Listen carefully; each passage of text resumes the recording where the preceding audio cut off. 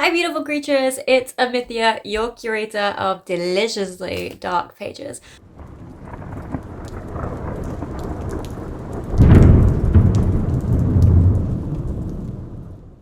I am here with my February reading wrap up. It's been a wild reading month for a lot of reasons, and we're a little late with this video because unfortunately my laptop did die. Moment of silence for my laptop. As if I can be silent for a full moon.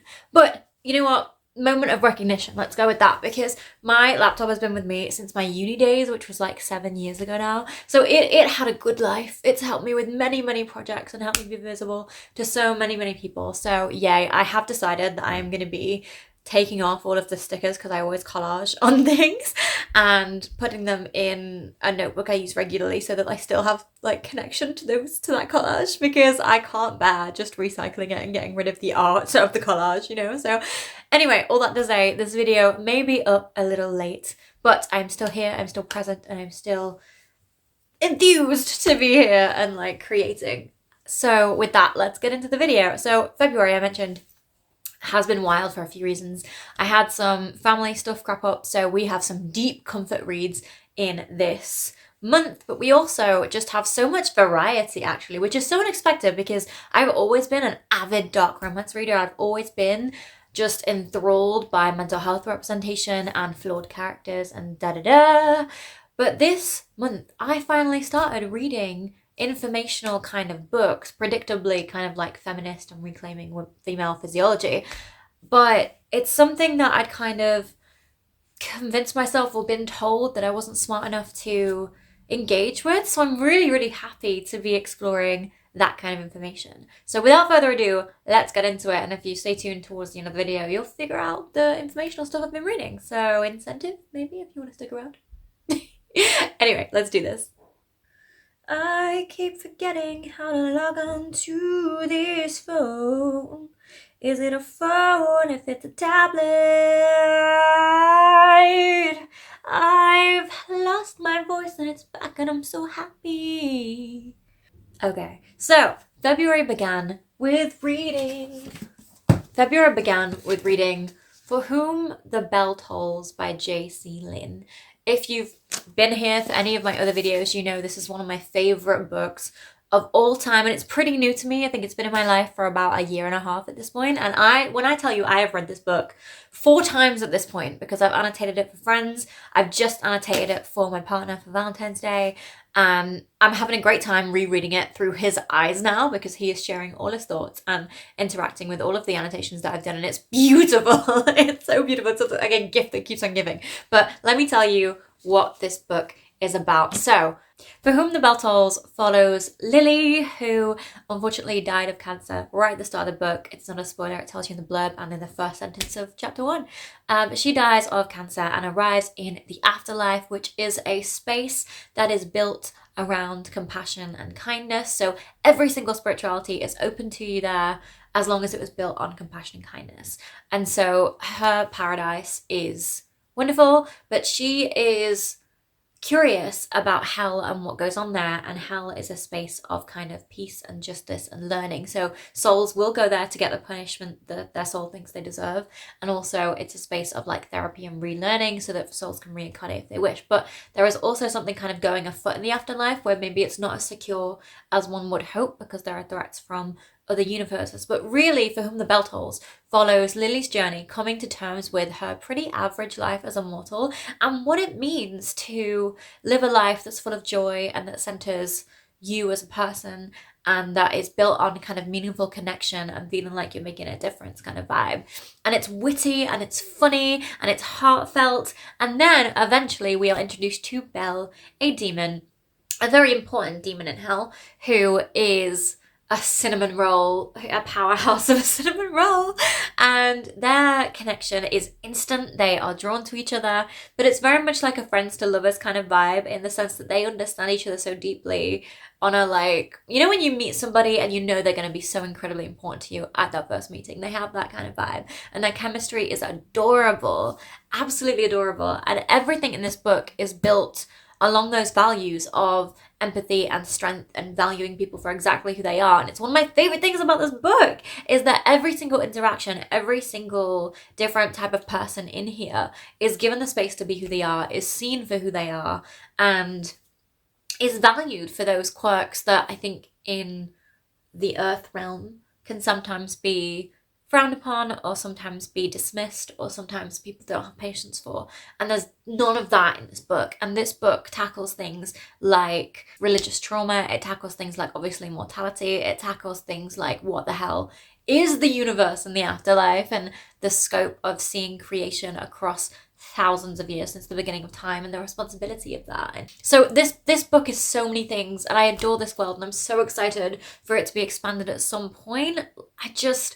I love this world so much because it shares the values of the world I'm trying to create on Earth, right? Like me and the rest of the people in the mental health sector, I'm sure, are trying to build this world of compassion and empathy and value and enjoyment and fun, and like connecting to life that's all around us all the time, instead of the disconnection which causes so much woe and suffering and so on and so forth. So I've read this book so many times at this point. I think this book has been in my life for a year and a half. I've read it 4 times easily. 2 of those were to annotate for friends. 1 of those was to annotate for my partner this February, hence why we started February with this. And honestly, it's the gift that keeps on giving, because my partner is now telling me his thoughts along the way and responding to my annotations, and it's sparking 1,000 conversations about mortality and the afterlife and what we value in life and what we look forward to and so on and so forth. And it's just so this book is like sweet and funny and heartbreaking and punny as all hell and nerdy, and it's phenomenal. I love it. I can't recommend it highly enough. Like, it is pretty thick, but it's worth it. And if you are somebody who feels really deeply, it might be something you need to take little breaks from, but it's something that I think is worth sparking conversation over. So if you have the space, try out For Whom the Bell Tolls. If you just want to giggle, try out For Whom the Bell Tolls. I feel like if you've ever worked in customer service, you will find this deeply relatable and hilarious, and also maybe feel a little sense of like justice or validation or satisfaction, because Lily, I buried the lead, Lily joins Hell to begin the help desk, which is her interacting with all those souls who have some kind of indignation over being in hell or sense of entitlement or whatever, and she doles out the appropriate reaction to get them back in line and doing as they're damn told. And it's just the funniest thing ever. The funniest thing. So I cannot recommend For Whom the Bell Tolls highly enough. It's so nourishing. Like, as I'm reading this, I'm always reading it, let's be real at this point.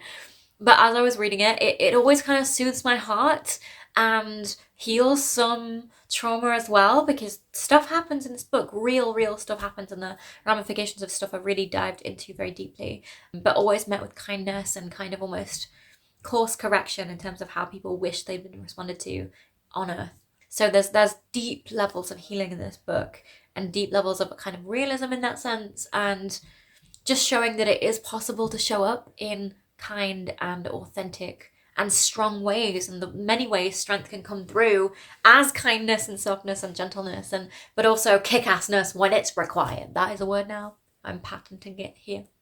Okay, moving on, because I will just speak about this book forever and I don't want to spoil anything. So the next book I read, I will insert somewhere, but it's Baby and the Late Night Howlers by Catherine Moon.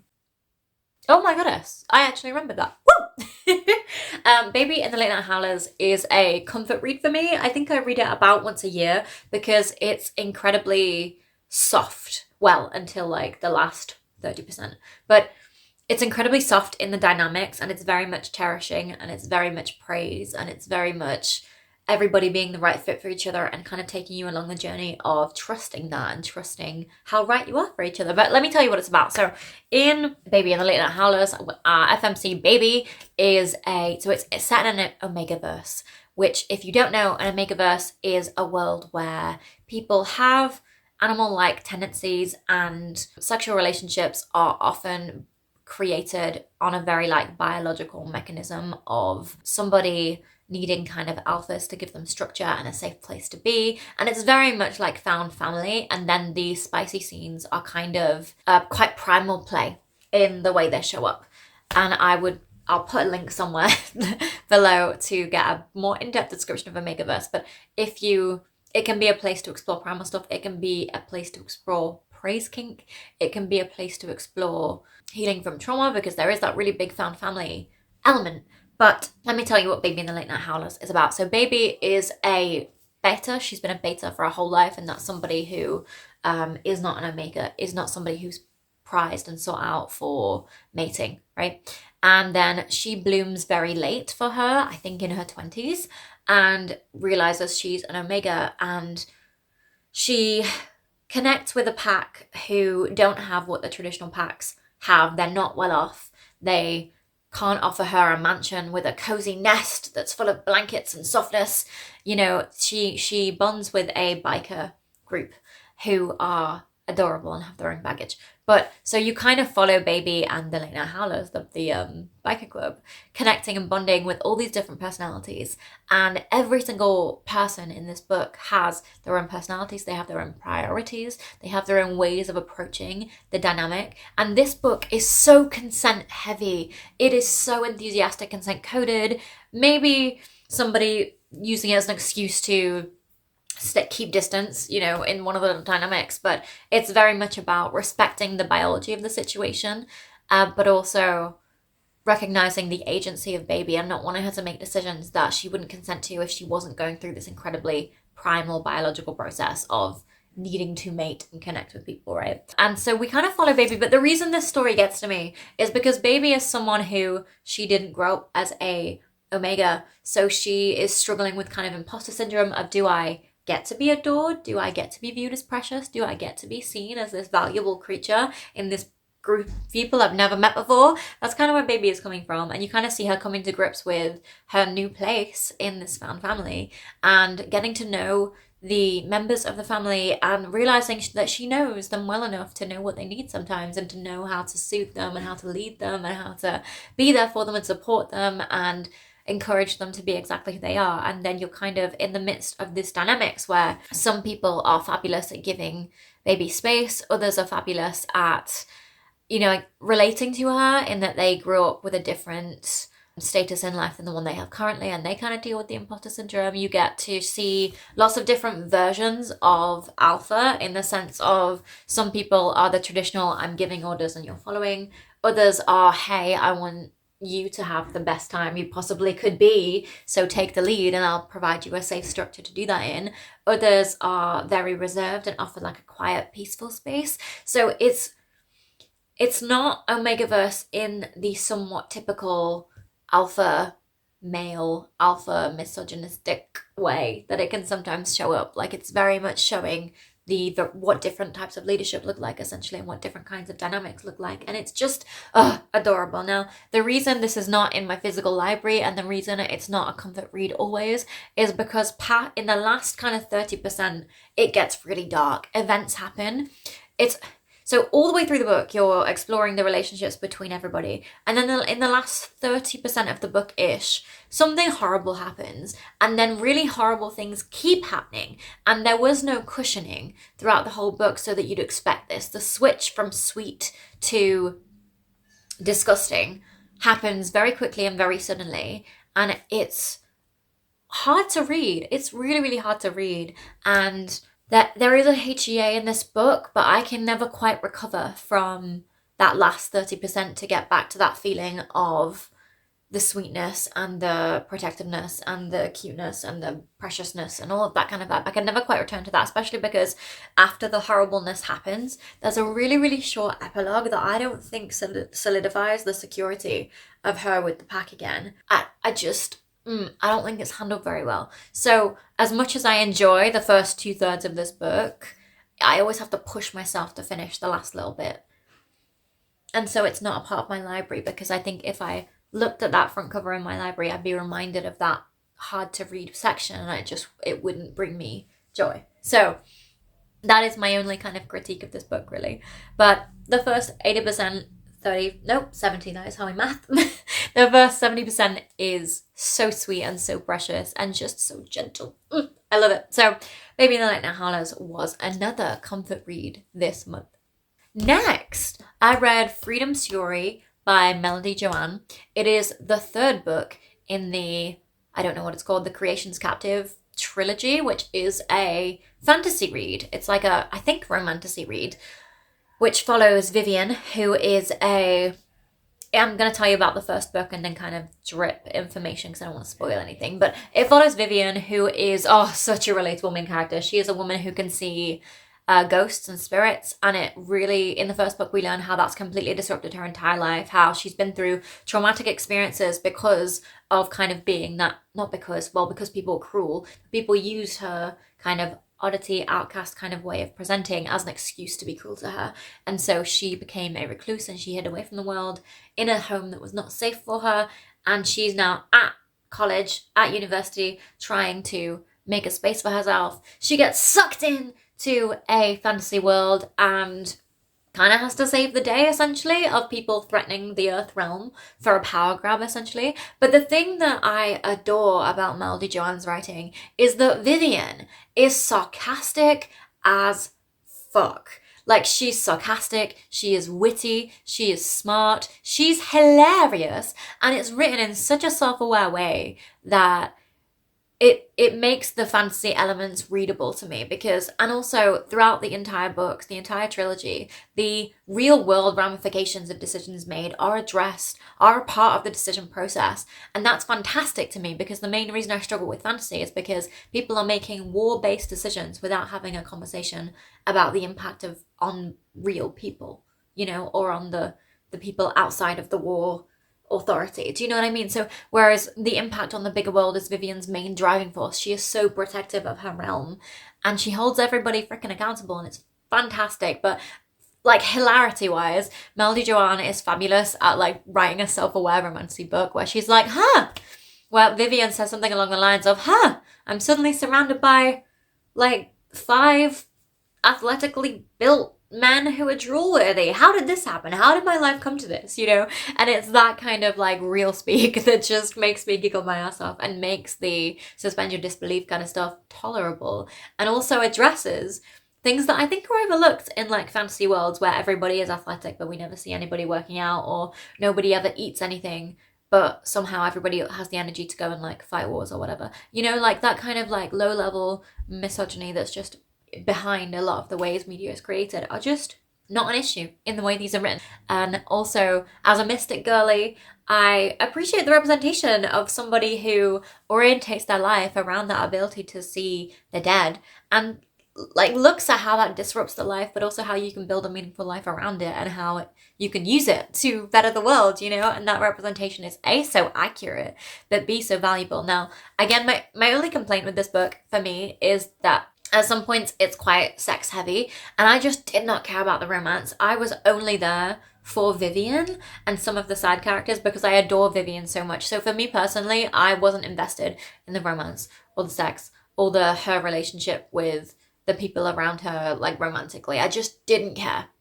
So I just skipped those chapters. And you know what? There's enough plot going on, like big world plot, that you can carry on and enjoy a full-on story. So I would recommend it, but just know what you're getting into. It's like unserious, but also kind of real world adjacent in a really, really fun way, really, really amusing way. So have fun.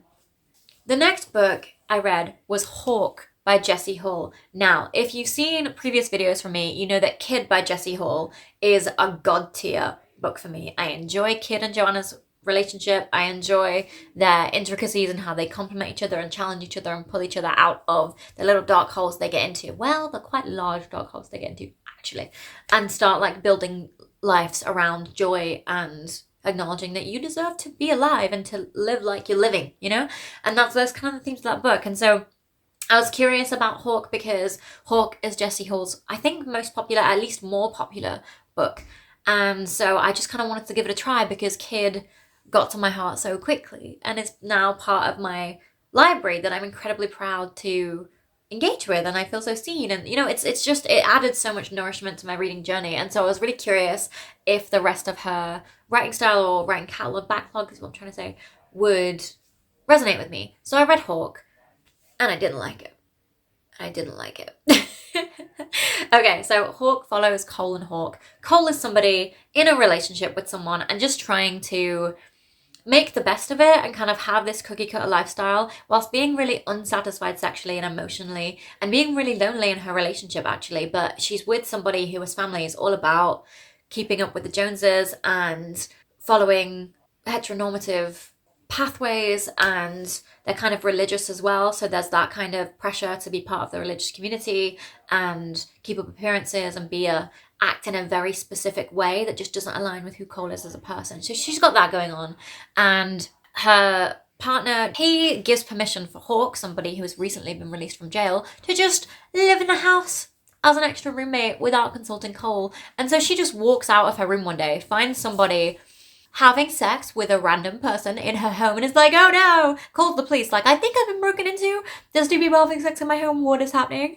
And it kind of goes from there. The best first impression in the universe. And Hawk is somebody who is very reserved, who is figuring out, you know, how to exist in the world after being released from prison, is a man of few words initially, and is so opposed to being judged. Any indication that he's being judged, he will close up, he will get insulting, so on and so forth. Which makes sense given his background, you know, but then him and Cole end up spending lots of time together as roommates, especially because her partner is away on business so often. He's so checked out. Anyway, and they get closer and closer. And we go from there and we see them develop and we see them kind of inspire each other to show up for what they believe in and figure out what their path is through life together, you know? And it is a HEA. And I understand why it's popular, in the sense that I imagine lots of people are out there in relationships that don't satisfy them, are out there being like, do I really want this for myself, or do I want to start living for myself? And I can imagine it being a great book for if you are at that stage and kind of questioning, am I ready to kind of show up for myself first and find something that actually nourishes me, because it's out there, and kind of building that little bit of hope that you can find something that actually nourishes you, and that is something that complements you and the life you actually want to live, right? I understand why this book could be so popular for so many people, especially if you're in that space of starting over or deciding if you do want to start over, you know. But for me, so much of the growth between Hawk and Cole happened off page. So many of their conversations where they seemingly grew closer and closer and closer happened off page. We were kind of told that they'd spent however many hours watching movies and talking, but we didn't get to see that. So I kind of felt like their lust and their connection wasn't that deep, or it was deep, but I didn't understand how we got there. And for me, it might have just been wrong time in terms of reading it. Like, I just felt like that plot just didn't apply to me, because I'm kind of at a place where I'm like, of course my life is for me. And I wasn't always here. It took me years to get here. And I think if I'd read this book like 5 years ago, I would have enjoyed it. It would have at least been something I took my time with. But as it turns out, I read this book in a day. And when I say read, I mean skim read, because I didn't really enjoy the writing style. And like I said, it didn't really resonate with me as a person. I did appreciate how the relationship was handled between her and the partner she's with, because it's unhealthy as heck. And I don't want to give spoilers, but the way that's handled later, and how the characters think through the repercussions of how they want to react to realizing things are unsafe, that was handled really, really well. And like, kudos to Jessie Hall for that. But it just wasn't for me. And I don't think I'm going to read anything else by Jessie Hall. I think maybe Kid was like a one-hit wonder for me, and that's cool. Sometimes that happens. So if you disagree, if you really loved Hawk, tell me why. I would actually genuinely love to hear it, because it really wasn't for me. But I want to know if it was for you. So feel free to share below. Next, I read Love and Lies by Lola King. I know. You're like, Amithia, we know what this is. You talk about this in every video. And you're right, I do. But in case this is your first video, Love and Lies by Lola King is a novella set in the University Falls world. It happens before the first book between Chris and Ella. And in this book, we have, bear in mind, Chris and Ella have a daddy-baby girl dynamic, which is my favourite on the frickin' planet. It's done so well between them, and it shows kind of Ella doing a little bit of research and figuring out what she wants, and it also shows how their dynamic has developed and is really unique to them. But it's the baby girl daddy dynamic done so well, in the sense that there's no anyone pretending to be strong so that they can allow themselves to be soft. It's just, she wants praise and to be cherished. He wants to make sure she's comfortable and safe and happy and adored. And it's as simple as that. I mean, it's much deeper than that, because the Lola King writes dark romance that's fantastic. But let me tell you what the book is about.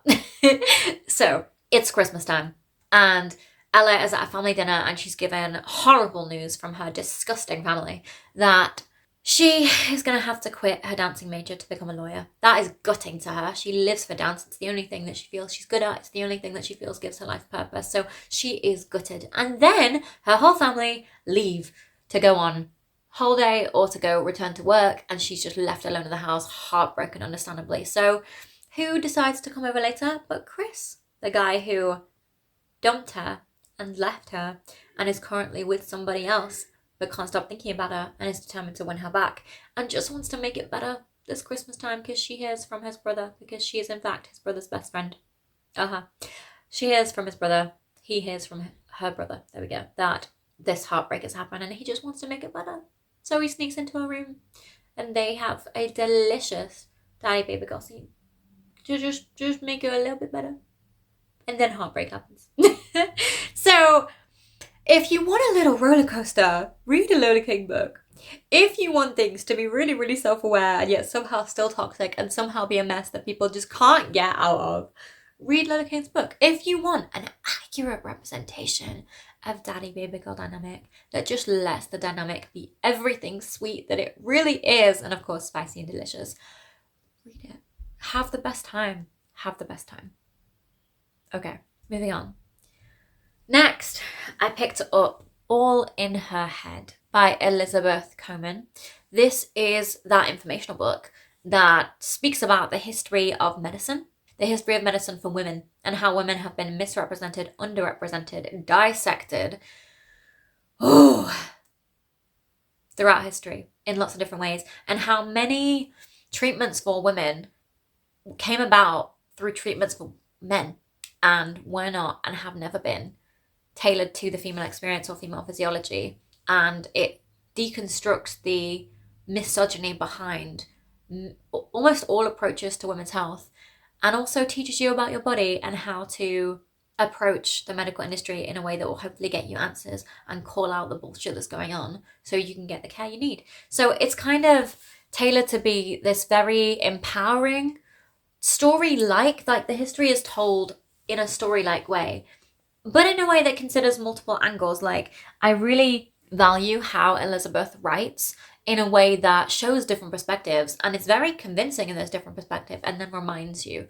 of where the hell they came from and encourages you to make up your own mind and your own way of approaching things, but also gives you a full picture of the situation, which is, I think, empowering in itself, because there is so much that, because it's kind of like a fish that doesn't understand it lives in water because it's just everywhere. Misogyny is very much like that in Western society, which is the one I can speak on because it's the one I live in, you know?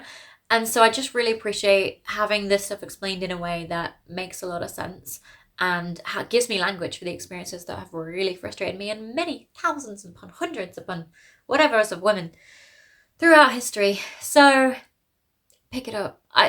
Pick it up. It's so worth it. I think whatever body you have, however you present to the world, it's so worth it in terms of understanding the context of our experiences and the frustration and the isolation and why advocacy is a full-time freaking job that so many of us do. So yeah, this is, I think, invaluable if you want to be able to make choices and express yourself and advocate for yourself in a way that works.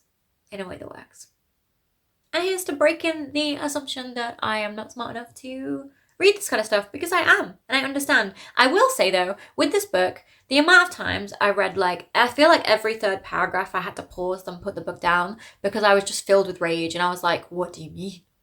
What do you mean? And just the rage is so real. So it's been a slow going, but it's beyond worth it. And I think it helps contemplate our reality in a way that empowers us to show up the way we want to. So more of that this year, maybe once a month, who knows, we'll see. Okay, next for my birthday, I read more of Ominous by K.V. Rose. This book, one of my favorites of all freaking time. I mean, K.V. Rose as an author anyway, but especially Ominous. Oh my goodness. Now, I will say, you'll notice the bookmark is there. That is because, I'm including it anyway, okay? Because for me, reading one chapter of this book guts me completely, as if I've read an entire book. So every single time I get through a chapter of this book, I might include it, because reading one chapter of this book feels like I've read an entire book with the amount. It guts me. Yeah. So with that, let me tell you what it's about. We have Eli and Eden. Eden is somebody who is at a incredibly posh school that on scholarship, and she is just trying to make it through so that she can escape her not so great home life and build the life she wants for herself as a writer and a professor. And she's also a chaotic mess who doesn't know what she's doing in life, but is determined to make something of herself and make her own way and be independent. And then we have Eli, who is a wrestling prodigy, who is incredibly smart and incredibly accomplished and so on and so forth. And he's also a psychopath who may or may not have murdered somebody, because their connection happens in the context of Winslet going missing and the whole town being caught up in the curiosity of what the hell happened to Winslet. Is she okay? Is she alive? Was she murdered? Who knows? And everybody in this book suspects Eli of the murder. And Eden is unsure if she's safe with him, unsure how safe she'll be, or if she'll even make out the relationship alive, because their relationship is so toxic and so obsessive and so involved, and they're both exploring fear kink and near-death experiences and just seeing how obsessed they can get with each other. And I feel like I haven't even really covered what this is about really, because the book is so incredibly character-driven. It's so character-driven. We have Eli wanting to be seen, wanting to be heard, wanting to be in a relationship with Eden where he's not feared, and that's part of his draw to her, is that she doesn't seem to fear him or treat him like he's a monster, whereas everybody else does. And then Eden is drawn to Eli because he's obsessed with her and because they understand each other and they have so many conversations without speaking that are on page, and I love it. I live for it. It's phenomenal. And so they're exploring kind of new love and kind of coming of age, in the sense of Eden is far less experienced than Eli. And Eli is kind of trying to see if he can even be a safe person, and she's his entire motivation for this. Whereas Eden is just trying to get through and not get lost in an obsession and prove to herself that she won't get lost in an obsession again. So their whole connection is beautiful and somewhat unspoken and dangerous, and the whole time you're not entirely sure if Eden is even safe. You're not entirely sure who Eli is exactly, because they're both such skilled manipulators in very, very different ways. And it's kind of set in this dark academic setting because their school is beautiful. And there's a friendship group that's toxic and complicated and people get involved. Oh my goodness. And everything and nothing happens in this book because it's so character driven. But I love them so much. And reading this book is like a diary entry to me. Like, I relate to so many different people, so many different parts of my life. It's so raw and vulnerable, and so I have to take it so slow, and I'm in the process of underlining the passages that really, really speak to me. To just make sense of why this speaks to me so much, but also just as a conversation between myself, and it's a beautiful experience, but also so heart-wrenching. So I cannot recommend KV Rose enough, firstly, because masterpiece writer, but I cannot recommend Ominous enough if you enjoy character-driven, toxic, dark academia, psychopath. I don't know how to describe Eden because she's not a good girl. Psychopath goth girl, maybe. But if you're into that kind of stuff, read it. Like, give yourself time though, because A, it's chunky, but B, when I say the level of obsession is so big, when I read this book, I cannot do anything else. It consumes my entire being. And I'm so excited for KV to release Sinister, the third book in this series. Hopefully this year, maybe the end of next year. I know she's moving more towards thriller-esque books right now. And fair enough, I think she's been heading in this direction her entire career. She's phenomenal. But when Sinister comes out, I'm going to be obsessed. I'm not going to be doing anything else with my life for like 2 weeks because obviously I have to reread the 2 parts of Ominous and then go into Sinister, so I have a full breadth of the situation, obviously. So, I'm so ready for this to take over my entire life for like a month. Yeah, I'm gonna be reading this and then going to the gym and then reading this and occasionally eating and then reading this. Do you see what's gonna happen? So, who knows? Maybe I'll bring you along for the ride. I doubt I'll have the forethought with how obsessed I'm gonna be, but Ominous by KV Rose. Please pick it up. I need to be able to talk about this to more people. Please pick it up. Thank you. Thank you so much. Okay, next, I read Stay With Me by Nicole Fiorina. This is another comfort read for me. You might be noticing a theme of comfort reads through February. That's partly because my birthday is in February, and so I get to read all my favourite books and also tackle the whole mortality conversation with myself. But also, I had some really, really tricky family stuff come up that just knocked me for six, that had me exhausted for a week. So I needed a comfort read. And the most comfort read of all the comfort reads for me is Stay With Me by Nicole Fiorina. If you don't know, Nicole Fiorina is one of my ride or die authors. She writes lyrically, she writes poetically, she writes beautifully, she writes stories that are so loyal to her characters, and like her characters have such strong voices and the plot is so loyal to the characters. Oh, I love it so much. But let me tell you about Stay With Me. So Stay With Me follows Ollie and Mia. Mia is somebody with a dissociative disorder, which means she doesn't feel emotions. She has kind of gotten herself into a situation where she's done more and more reckless stuff in order to try and feel, essentially, and her family have had enough of it, never mind that they've been emotionally disconnected from her for a long time. So they send her off to Dollar, which is kind of a reformatory university stroke prison in the UK. She's American. And Dollar is somewhere that's meant to provide a structured environment for people to get through university and then get released into the public with their criminal record expunged. And it's kind of people's last chance. Like if they don't succeed at Dollar, they're going to prison or they're going to a mental health institution. So it's her last chance and she knows that. And so she gets to Dollar and she meets Ollie, the boy who feels far too much, the boy who feels everything.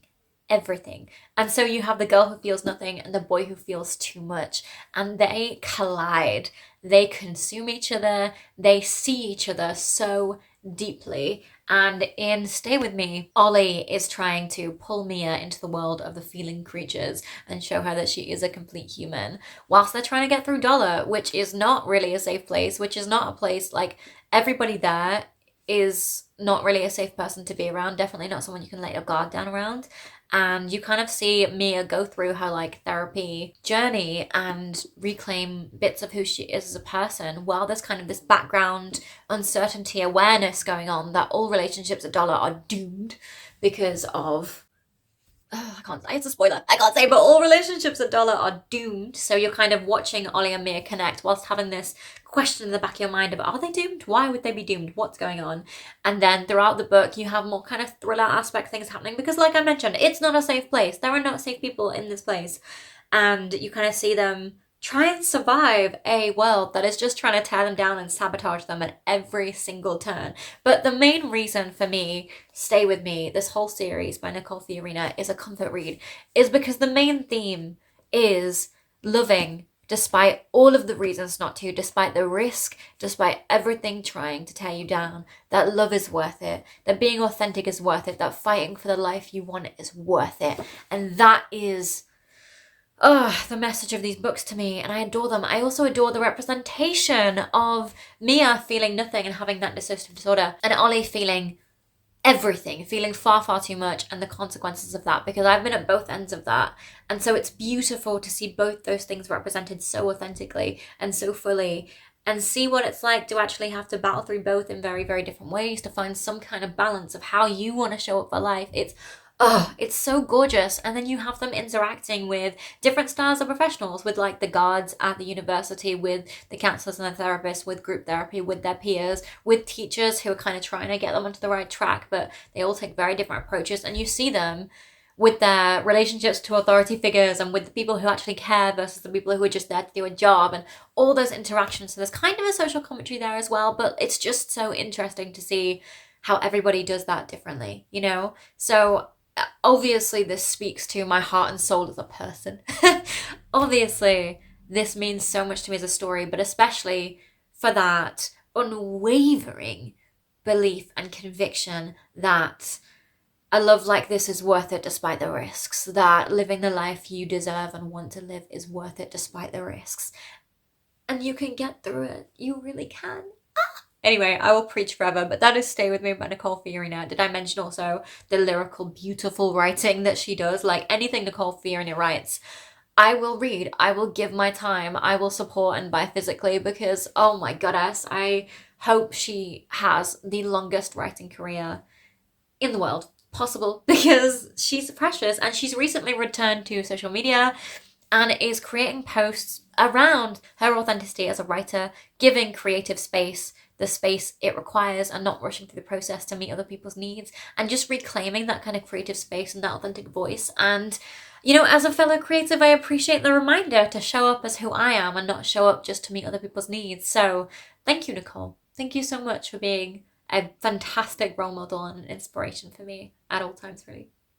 Anyway, the next book I read was a comfort read, but like of the most unexpected kind. So here where I'm based, there is a bookstore called Page 45, which is one of my favorite bookstores on the planet, partly because they display things with the covers facing you on the shelves. So A, how beautiful. B, as somebody with dyslexia, it's far easy to understand what's going on and understand the stories around me.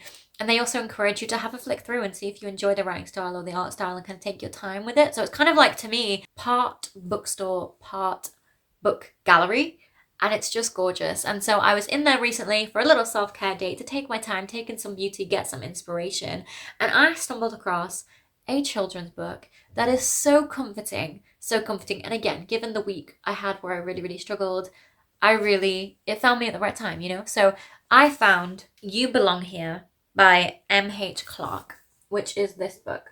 And I'll read you a little excerpt and you'll kind of see what I mean. But the blurb states, "You are a dream that the world once dreamt, and now you're part of its song. That's why you are here, in the place where you're meant, for this is right where you belong."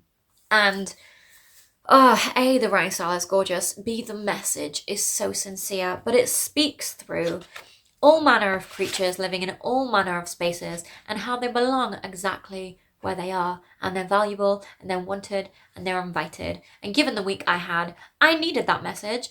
And the way it's almost written in a song-like way, as a songwriter, I adore this. I adore poetry, as you probably know.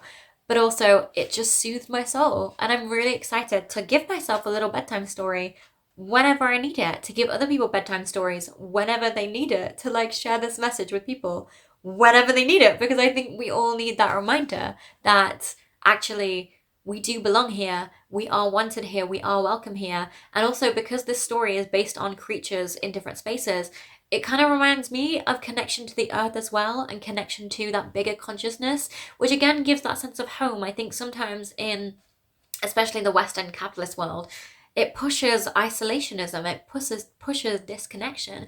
And so to have a lyrical book like this where it reminds you, hey, the world is so big and there are so many creatures and they're exactly where they're supposed to be and so are you, and I'm here with you, is so beautiful. So if you have the space, if you enjoy that kind of message, I cannot recommend it enough. If you have little ones or you enjoy story time, pick it up. It's beautiful. And the illustrations are so gentle. There's very much a muted color scheme as well. So I think if you have any sensory needs, or you have maybe little ones with things like autism, ADHD, migraines, whatever that is, anything that makes your senses just a little bit sharpened, this is so soft, this is so gentle, and I couldn't recommend it enough. So on that gorgeous note, I will bid you goodbye. Nearly, because I did just want to let you know that I mentioned that my laptop died and my phones, I've recently got a new phone, so I've been organising lots and lots of stuff and getting to grips with my tech and my creative projects and putting everything in order. That to say, I am going to be starting reading Insatiable by Leigh this week. That vlog is still coming to you. It's just going to be late because life happened. And hey, we're finding a way to show up anyway. But for those of you who don't know, I mean, I'm sure many people do, and as you can hear, I'm very excited to do this because Insatiable, the Edge of Darkness series by Leigh is one I always get obsessed with. It takes over my entire being. And I have a feeling it's going to take over March, even though I am going on holiday in March. But like, we'll get it done. It's when I pick it up, I won't stop reading it, but that vlog is coming. So let me just tell you what Insatiable by Leigh is about. We have Cade and we have Stacy. Stacy is somebody who is surviving a disgustingly traumatic home life. She finds solace in dancing, pole dancing specifically, and she's a pole dancing teacher. She is trying to find who she is. She's trying to make space for herself in the world and just make it through so that she can make her escape and live the life she wants to live, but she doesn't really know how she's going to get there. So, and nobody knows about the traumatic stuff that's happening in her life, by the way. She has this like solid core friendship group who are like would go to bat for her, but nobody knows that she's suffering in this way. And then we have her ex, Cade, who is many a thousand things. He is pretty much an assassin on the black market. He is caught up in all these power structures. He's trying to keep his family safe and her safe by just being as far away as possible. But he also kind of hates her guts because they broke up because of a traumatic event that happened that nobody really has a clear picture of. And it's we kind of meet them in book 1 with them hating each other. And did I mention Cade is Stacy's best friend's twin brother? So there's the forbidden aspect as well of not wanting to mess up the friendship group and so on and so forth. And they reconnect because he comes home for the summer or for Christmas or something and hate each other, but they're kind of thrust together in all these social engagement kind of spaces because, you know, he's her best friend's brother. And they're just kind of trying to take as much space as possible, but there's still this undeniable chemistry because these guys were each other's first loves, were childhood first loves. And so throughout the book, we get the past present timeline where in the past we're seeing them come of age, have their first awkward romantic love, have all those meaningful moments all the way to that traumatic event. And then we have them in the present battling all these other traumatic experiences and just trying to stay alive and keep everybody safe whilst also trying to keep space for each other when the world just keeps butting their heads together because again they're trying to keep everybody safe, including each other, but are not cluing each other in on what's happening for very reasonable reasons for once. Like usually miscommunication trope is so pointless and frustrating, but with this, it's so safety coded. You understand everybody. And Leigh Rivers is the queen of, hey, so you know how everything's a dumpster fire? It can get worse and then like turn the page and it'll get so much worse. So like, this is gonna wreck me, but it's also I feel like gonna be such a fun vlog because I have so much to say. In case you can't tell, I always have so much to say, but especially with this series. So hopefully that'll be with you by the end of March. I don't know if I'll do a reading wrap up as well because if I'm just reading the Insatiable series, that might be boring. But if there are like other books, then I will do a reading wrap up as well. But we'll see. So if there's anything in particular you want to hear from me, pop it below and let's keep this show rolling. I'm really, really happy to be back. Like I mentioned, I'm having tech difficulties, so apologies if this video is a different quality to the others. We'll be back to regular quality or better quality perhaps very, very soon. And thank you for your patience and sticking with me. In the meantime, with that, I'm going to wish you sweet reading.